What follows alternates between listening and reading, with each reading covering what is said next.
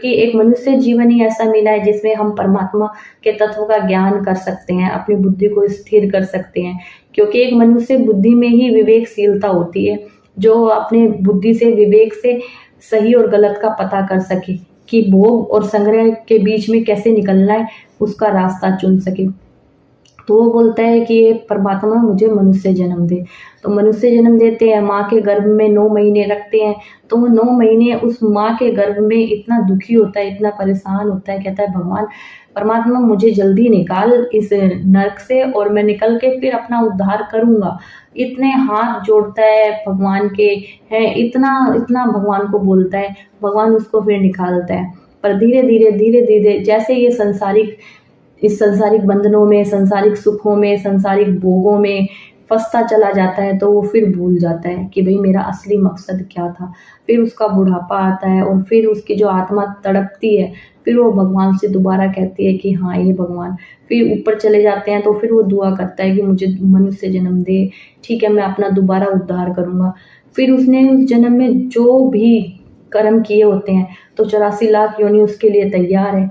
जैसे-जैसे उसने कर्म किए होते हैं, उसके अनुसार उसे अगला जन्म मिलता है। तो ये साइकिल चलता रहता है, चलता रहता है। और जब हमें मनुष्य का जन्म मिलता है, वो एकमात्र ऐसा जन्म होता है, जिसमें हम अपना ये उद्धार कर सकते हैं, अपने जन्म मरण के बंधन से मुक्ति पा सकते हैं।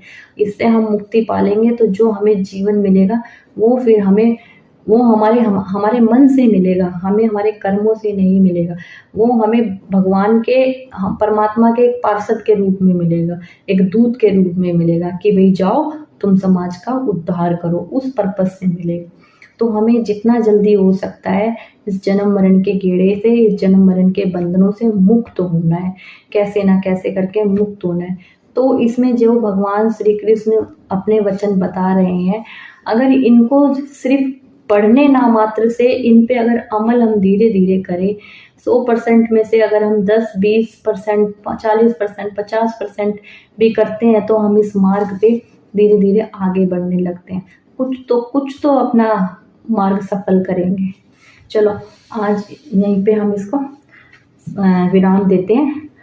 आप देखिएगा, देखो भगवान का नाम है, जैसे-जैसे भगवान राह दिखाएगा तो आपको भी आगे बढ़ना पड़ेगा। इसके ही द्वारा अगर हम बढ़ सके तो ज़रूर बढ़ेंगे।